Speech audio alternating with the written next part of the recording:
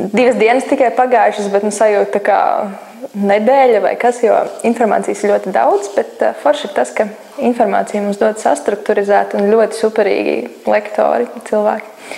Bet mums ir diena sakārtot ar pauzēm, kad mums ir laiks sev, laiks padomāt, apsmadziņot, atpūsties un parunāties ar saviem kolēģiem, kas mums apkārt ir. Tas ir baigi forši. No šodienas es vairāk laikam atmiņā paliks apelsīns.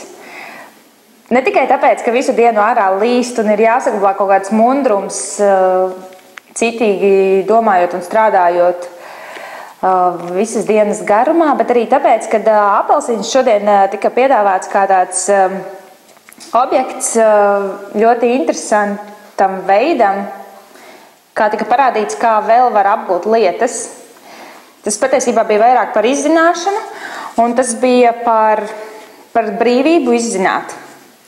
Un kāda ir atšķirība tad, ja tev ir bilde, vai tev ir apelsīns, vai ja tev ir mākslīgs apelsīns. Un tas varbūt ir tikai viens no piemēriem. Tu sajūti tādu krāsu atšķirību no tā, ko pirms tam tu varbūt esi pieredzējis pats mācoties skolā vai augstskolā. Ja pirmās 2 dienās mēs daudz mācījāmies par mācīšanos, tad šodien mēs pārgājām no mācīšanās pie tā, kā mācīt, par mācīšanu.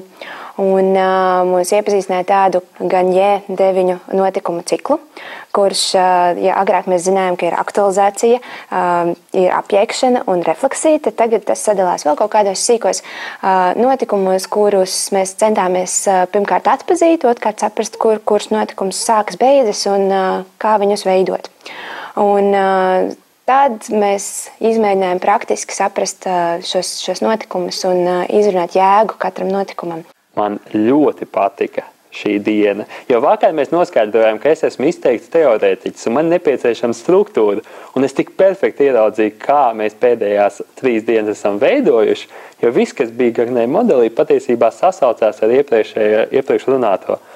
Un mēs pat varējām skaisti beigās ieraudzīt par to, kā šis te modelis ir lietots arī uz mums, gan visu 3 dienu ietvarā, gan arī šīs dienas ietvarā. Un patiesībā šeit tas ir tieši tas veids, kas man šajās mācībās šeit patīk visvairāk, jo man ir tā iespēja uz sevi izbaudīt to, ko man māca, un es būtiski izjādu, un es to pazīstu, un es jūtu, ka gan izvēl tā, ka es būtu izgājis ar pieredzi, lai gan patiesībā cik tā pieredze ir iegūta tāds grupu darbs, varbūt pāri darbs, 1, 2, 4. Šodien bija īstenībā ļoti produktīva un jauka diena. Mēs paspējām gan reflektēt par to, kā mēs esam skatījušies uz to, kāds ir ideālais skolēns un ideālais skolotājs sākumā. Mēs iemācījāmies daudz ļoti interesantas metodas, tā skaitā tādu 6 soļu metodu par to, kā domāt par apziņas līmeņiem, kas bija brīnišķīgi tiešām noderīga, lai par visu domāt. Bet dienas beigās bija tāda nedaudz grūtāka daļa, ka vajadzēja tā kā reflektēt.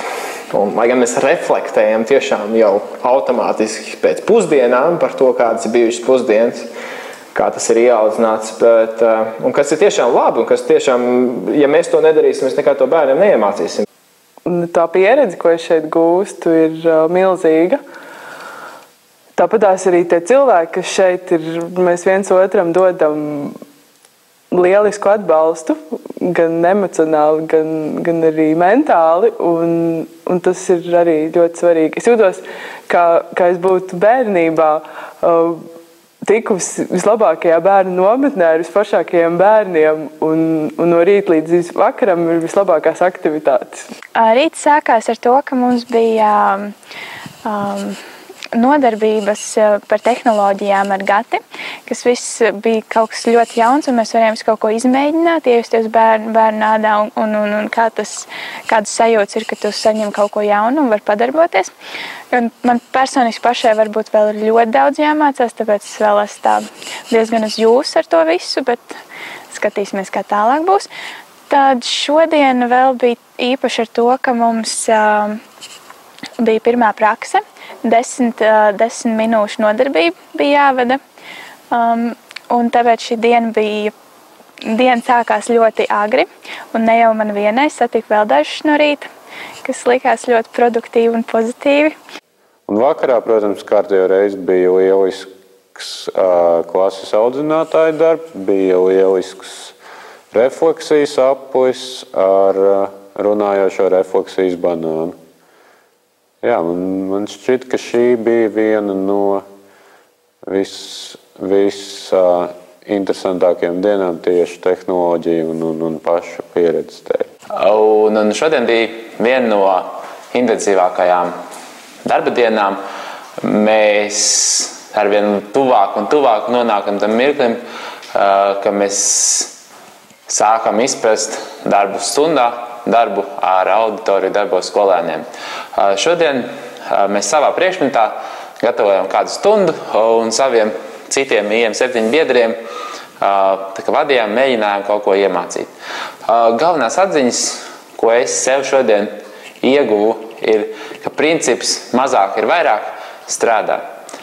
Tātad, plānojot stundas, varbūt vērtīgāk ir iekļaut nevis daudz, bet nedaudz mazāk un izdarīt to kvalitatīvi.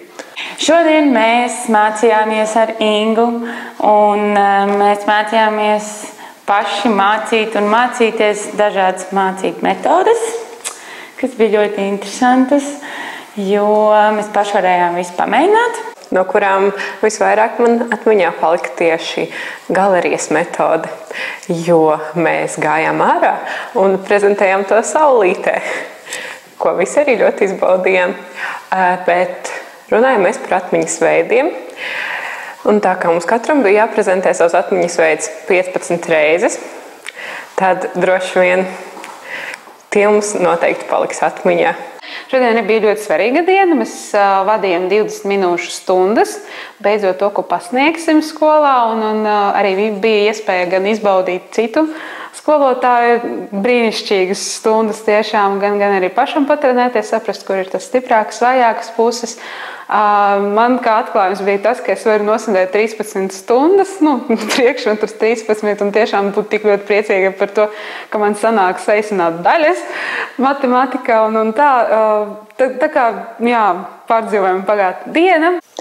Šī diena bija fantastiska. Guitar, guitar, guitar, guitar, come to my boudoir, baby, you have a possibility, play with me, ho, ho, ho.